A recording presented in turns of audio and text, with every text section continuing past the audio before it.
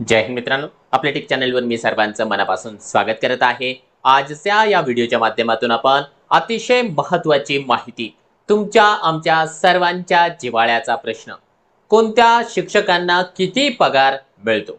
म्हणजे आपल्याला आता जेव्हा शिक्षक व्हायचं आहे, शिक्षण सेवक व्हायचं आहे आणि शिक्षण सेवक कालावधी संपल्याच्या नंतर आपण ज्यावेळेस सहाय्यक शिक्षक पदावर जाणार आहोत त्यावेळेस आपला पगार किती असणार आहे।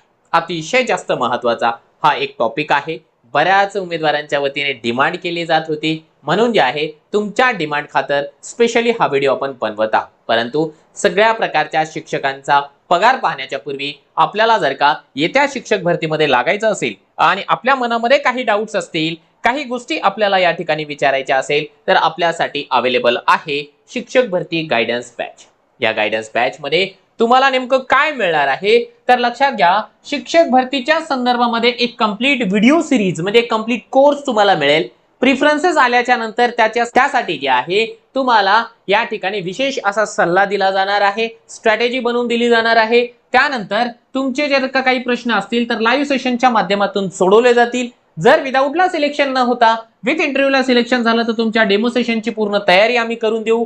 त्याच्यानंतर तुम्हाला लागणारे कागदपत्र, डॉक्युमेंटच्या संदर्भामधली माहिती, प्रोफेशनल क्वालिफिकेशन, अकॅडमिक क्वालिफिकेशन, काहीही प्रॉब्लेम्स असू द्या, सगळ्या प्रॉब्लेमचं सोल्युशन तो म्हणजे गायडन्स बॅच। कारण रजिस्ट्रेशन पासून ते जॉईनिंग पर्यंत आम्ही तुमच्या सोबत आहोत। यासाठी आपल्याला काय करायचं आहे, मास्टर टीचर हे जे ऍप आहे प्ले स्टोर वरून डाउनलोड करून घ्यायचं आहे।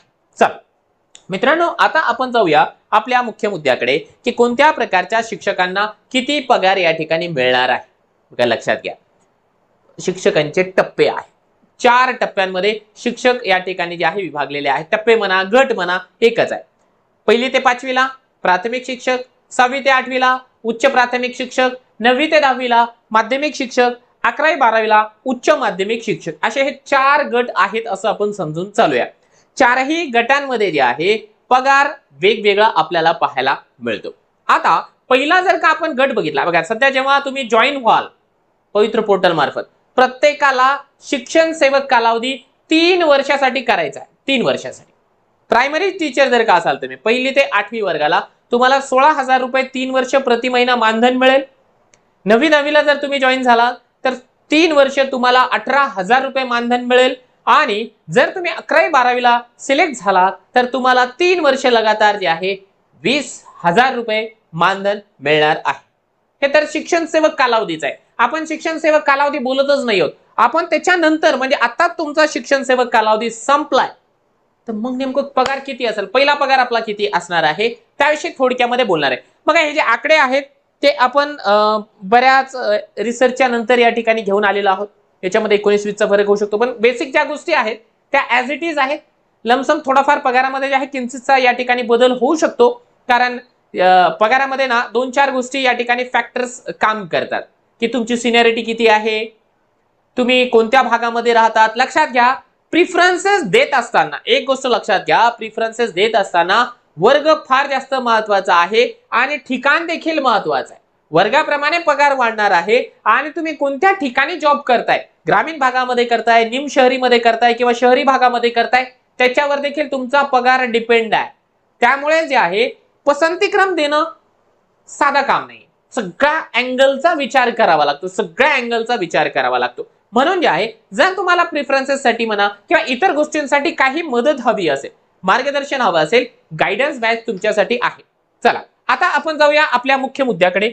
बघा, आता मी तुम्हाला जे आहे तर बघा, पहिला आपला मुख्य मुद्दा आहे, आपण जे आहे एक एक करून स्टेप बाय स्टेप शिक्षकांकडे जाऊया। पहिला आहे आपल्याला प्राथमिक शिक्षक। प्राथमिक शिक्षक मग ते 1ली ते 5वी या वर्गासाठी असणार आहे।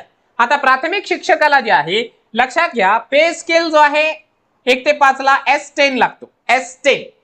ठीक आहे, S10 मध्ये जर आपण बघितलं तर यांचं जे मूळ वेतन आहे, मूळ वेतन 29,200 रुपये एवढं मूळ वेतन असणार आहे, 29,200 रुपये। आता याच्यामध्ये जे आहे महागाई भत्ता ऍड होतो। आता महागाई भत्ता हे काय राहतो तर लक्षात घ्या, जे आपलं मूळ वेतन आहे या मूळ वेतनाच्या 55%, आता महागाई भत्ता वेगवेगळा राहतो, 53% म्हणा किंवा 55% म्हणा, आपण या ठिकाणी 55% ने कॅल्क्युलेट केलेला आहे, जे सध्या रिसर्च मध्ये चालू आहे। म्हणजे मूळ वेतनाच्या आपल्याला 55% म्हणजे आणखी 29,200 मध्ये जे आहे 16,060 रुपये आपण ऍड केलेले आहेत. ठीक आहे, आणि शासनही ऍड करते. ठीक आहे, त्यानंतर आपल्याला मिळतं या ठिकाणी घर भाडे.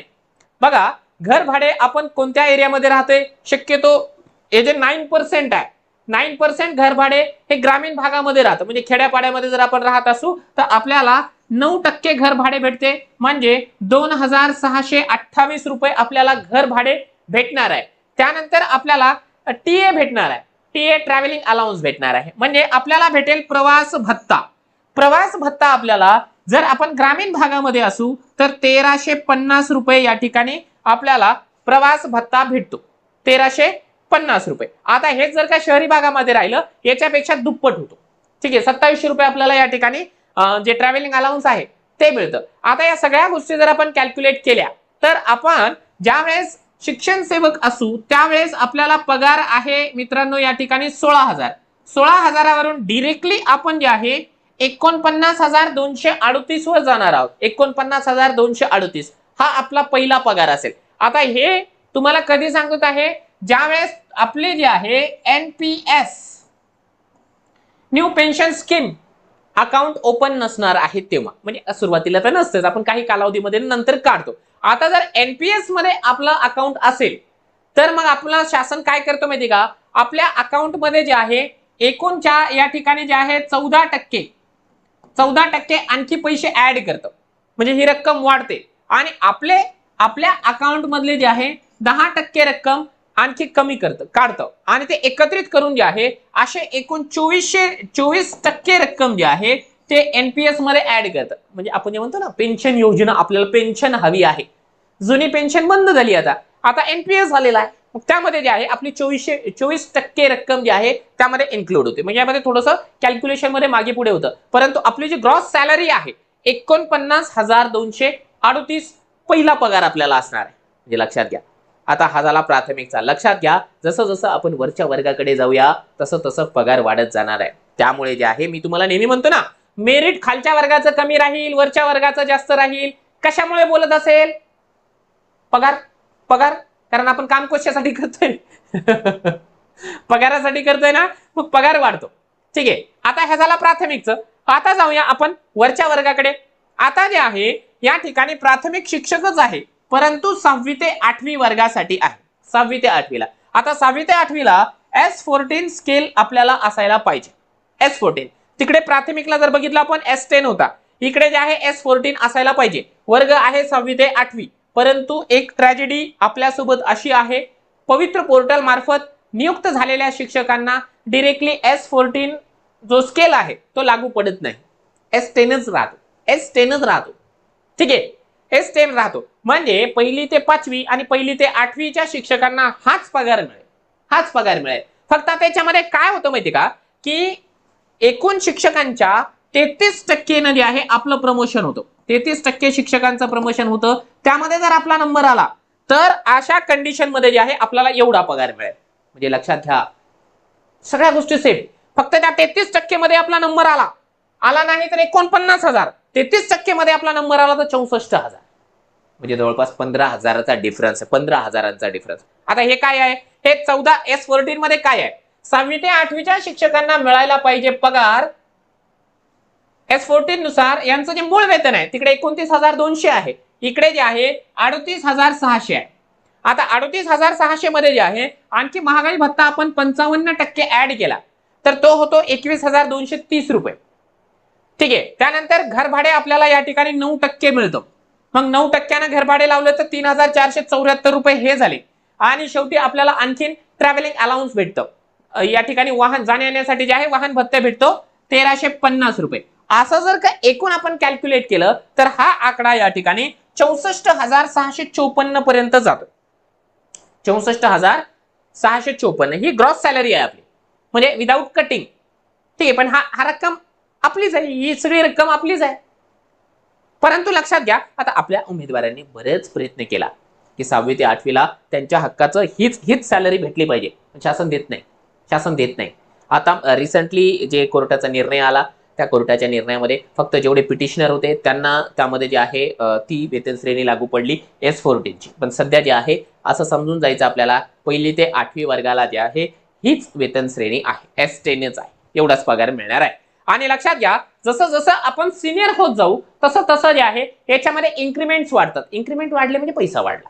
ठीक आहे, लक्षात घ्यायचं, जो शिक्षक जेवढा सिनियर त्याचा पगार तेवढा जास्त.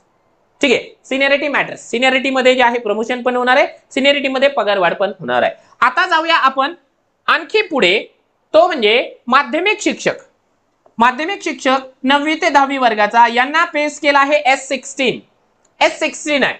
आता यांचं बेसिक पेच आहे 41,600. बेसिक पे वाढला पगार वाढतो. बेसिक पे महत्वाचा आहे. बेसिक पे 41,600 आहे. यामध्ये महागाई भत्ता आपण 55% ऍड केला, 22,880 रुपये. आणि या ठिकाणी जे आहे घर भाडे वाढून आहे. एक गोष्ट लक्षात घ्या, तिकडे 9% होतं, इकडे 10% आहे. आता हे 10% का आहे? कारण यांचं स्केल वाढून आहे. आणि दुसरी महत्वाची गोष्ट म्हणजे जर आपण शहरी भागामध्ये राहत असू तर आपल्याला घर भाडे एक्स्ट्रा भेटते, एक्स्ट्रा शहरी भागामध्ये. ठीक आहे, हा, म्हणून या ठिकाणी 10% घेतलंय, 4,160 रुपये. आणि इथे जे आहे शहरी भागामध्ये आपल्याला ट्रॅव्हलिंग अलाउन्स देखील जास्त आहे. ठीक आहे, शहरी भागामध्ये ट्रॅव्हलिंग अलाउन्स जास्त आहे, तिकडे कमी होता, इकडे 2700 आहे. 2700. आता ही जर का सॅलरी कॅल्क्युलेट केली तर 31,340 रुपये 9वी 10वीच्या शिक्षकांचा पगार. 71,340 रुपये एवढी त्यांची नेट सॅलरी आहे. बाकी मग क्रॉस कटिंग वगैरे त्या गोष्टी थोड्याशा राहतील त्याच्यामध्ये, पण आपला पहिला पगार एवढा असणार आहे 9वी ते 10वीच्या शिक्षकांचा. मोठी गोष्ट आहे. आणि आणखी एक गोष्ट तुम्हाला सांगायची ही देखील राहिली की ही जी वेतन श्रेणी आहे या ठिकाणी समजा ग्रामीण भागामध्ये जरी राहत असाल, एखादा दिव्यांग उमेदवार असेल तर दिव्यांग उमेदवाराला या प्रवास भाड्यामध्ये जे आहे दुपटीनं वाढ असते. ठीक आहे, दिव्यांग उमेदवाराला 1370 नाही तर इथे जे आहे 2700 रुपये प्रवास भत्ता भेटणार आहे. ठीक आहे, हा एक गोष्ट आपल्याला लक्षात ठेवायची. आता जाऊया आपला शेवटचा वर्ग. शेवटचा वर्ग म्हणजे माध्यमिक, उच्च माध्यमिक शिक्षक. माध्यमिक 9-10 झालंय, उच्च माध्यमिक 11वी-12वी म्हणजे ज्युनियर कॉलेजला. आता ज्युनियर कॉलेज वाल्यांचं जे बेसिक वेतन आहे, मूळ वेतन आहे 44,900. 44,900. आता याच्यामध्ये जे आहे 55% महागाई भत्ता आपण ऍड केलाय, 24,695. त्यानंतर घर भाडे शहरी भागामध्येच आहे आणि यांचं बेसिक पे जास्त असल्या कारणाने यांना घर भाडे 10%च भेटणार. त्यानंतर जे आहे घर भाडे ऍड केले 4490. आणि प्रवास भत्ता शहरी भागामध्ये असो किंवा ग्रामीण भागामध्ये असेल, याचं बेसिक पे जास्त आहे, त्यामुळे यांना जे आहे ट्रॅव्हलिंग अलाउन्स 2700च मिळणार आहे. म्हणजे यांची सॅलरी आहे 76,785. म्हणजे 11वी-12वीच्या शिक्षकांना 76,785 एवढा पगार, पहिला पगार. नंतर तर हा भरपूर वाढत जाणार आहे. आता याच्यामध्ये आणखी तुम्हाला जर सांगितलं ना की भविष्य निर्वाह निधी त्या ठिकाणी शासन जमा करेल 14%, मग गपकन 14% याच्यामध्ये ऍड होईल. त्यानंतर आपली परत 10% रक्कम याच्यामध्ये इन्क्लूड केली जाणार आणि ही 24% रक्कम जी आहे या ठिकाणी आपल्याला NPS ला जाईल, NPS. ठीक आहे, हा, म्हणजे फक्त एवढं सांगायचं आहे की प्रत्येक वर्गाच्या पगारामध्ये मोठा फरक आहे. कामाचा लोड देखील वेगवेगळा आहे. प्रायमरीला कामाचा लोड भरपूर आहे, उच्च प्राथमिकला आणि प्राथमिकला जवळपास सारखा आहे, परंतु माध्यमिकला उच्च माध्यमिकला कामाचा लोड थोडासा कमी आहे. मग विचार करा, मी जेव्हा सांगतो ना की 11वी-12वीचं मेरिट सर्वाधिक जातं, कारण काय आहे, यांना 76,000 पगार आहे. 76,000 पगार आहे 11वी-12वीला आणि प्रायमरीला 49,000 आहे. म्हणजे 27,000चा जवळपास फरक आहे, 27,000चा. मग त्याच्यामुळे जे आहे आपल्याला महत्वाचं हे ठरवून घ्यावं लागेल, माझा स्कोर किती आहे आणि या स्कोर प्रमाणे मी कोणत्या वर्गावर पात्र आहे आणि मग आपल्याला त्या वर्गाला टार्गेट करावं लागणार आहे. गायडन्स बॅच मध्ये मी त्याच सगळ्या गोष्टी सांगितल्या आहे तुम्हाला. बऱ्याच जणांनी या ठिकाणी जे आहे, जर कुणी आपलं गायडन्स बॅच वाला या ठिकाणी असेल तर त्यांनी जे आहे कमेंट मध्ये सांगायचं आहे. त्यांना त्याच गोष्टी सांगितल्या की आपला स्कोर कोणता आहे त्यानुसार तुम्ही त्या वर्गाला टार्गेट करा, जेणेकरून तुमचं सिलेक्शन होईल. कारण जास्त हायएस्ट मार्क असलेले उमेदवार जे आहे हायएस्ट वर्गाला जाणार आहेत. पगाराचा प्रश्न आहे, कारण आपण जे काही काम करतोय ते पगारासाठीच करतोय, ही एक गोष्ट लक्षात घ्यायची आहे. त्यामुळे त्या बारीक सारीक गोष्टी आहे. काही जणांना फार क्षुल्लक वाटेल, यामध्ये काही दुमत नाहीये, परंतु या गोष्टी मॅटर करतात. पसंतीक्रम देत असताना सगळ्या बाबी लक्षात घ्यायच्या आहे. परत जे आहे अंशतः अनुदानितचं एक प्रकरण आहे की हे जे काही पगार आहे याच्यामध्ये तुमचं सिलेक्शन जर चुकून अंशतः अनुदानितला झालं, समजा एखाद्या उमेदवाराचं सिलेक्शन जे आहे 20% अनुदानित शाळेवर झालं तर या पगाराच्या फक्त त्याला 20%च भेटणार आहे. 20%च भेटणार आहे. मग म्हणजे विचार करा, 10-11 हजार रुपये पगार समथिंग त्याचा असू शकेल, अंदाजित सांगतो. मग मग ते चूक झाली ना, मग अशा कंडिशन मध्ये प्रिफरन्सेस कशा प्रकारे द्यायचे, कुठे द्यायचे, त्या सगळ्या बाबींचा आपल्याला अभ्यास करावा लागतो. जेणेकरून काम तर आपल्याला करायचंच आहे. 10 ते 4 या कालावधीमध्ये आपल्या सगळ्यांना काम करायचंच आहे. पण काम 10 ते 4च करतोय प्राथमिक वाला देखील आणि माध्यमिक वाला देखील. मग पगारामध्ये एवढा मोठा फरक आहे. आता तो त्यांच्या डिग्र्या जास्त आहे, तो भाग निराळा आहे. परंतु आपल्याकडे जर चान्स असेल, मी जर का तेवढे मार्क घेतलेले असतील, मी त्या गोष्टीला टार्गेट करायला पाहिजे, हे मला सांगायचं आहे. त्याच्यामुळे प्रेफरन्सेस देखील महत्वाचे आहेत. सगळ्या बाबींचा अभ्यास करणं महत्वाचं आहे. तुम्हाला जर का मार्गदर्शन हवं असेल, आपण या ठिकाणी जे आहे गायडन्स बॅच मध्ये जॉईन करू शकता. याप्रमाणे सगळ्या छोट्या मोठ्या ज्या गोष्टी आहेत त्या मी गायडन्स बॅचच्या माध्यमातून सोडवण्यासाठी सदैव तत्पर आहे. याच्या व्यतिरिक्त तुम्हाला चर्चा करण्यासाठी जे आहे टेलिग्रामवरती ग्रुप देखील आहे, जेणेकरून तुम्हाला तुमच्या समस्या विचारता येतील. तुमच्या 100% कमेंट्स ज्या असतात त्या ठिकाणी त्याला रिप्लाय मिळतो आणि मिळतोच आहे. आणखी जर का तुमचे काही प्रश्न असतील या संदर्भामध्ये किंवा इतर काही गोष्टींच्या संदर्भामध्ये, ते आपण या व्हिडिओच्या खाली कमेंट बॉक्समध्ये कमेंट करा. किंवा तुम्हाला आणखी कोणता व्हिडिओ हवा आहे, काय क्युरियोसिटी आहे आपली, तो देखील या व्हिडिओच्या खाली कमेंट करा. मी माझ्या परीने त्याच्यावरती व्हिडिओ बनवण्यासाठी नक्की प्रयत्न करेन.